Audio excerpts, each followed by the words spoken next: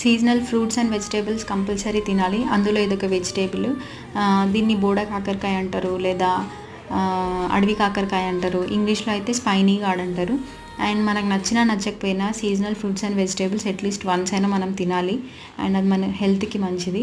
And ఇది నార్మల్గా మనం రెగ్యులర్గా కాకరకాయ ఫ్రై ఎట్లా చేసుకుంటామో అట్లనే చేసుకోవచ్చు.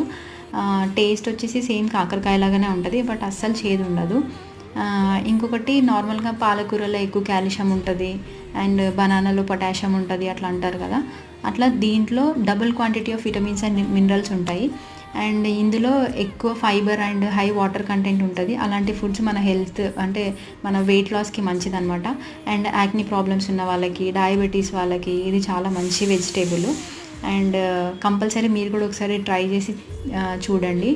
అండ్ ఇది రైస్ కంటే రోటీస్కి బాగుంటుంది. రోటీస్ కానీ లేకపోతే చపాతీకి కానీ బాగుంటుంది. Thanks for watching. Do subscribe.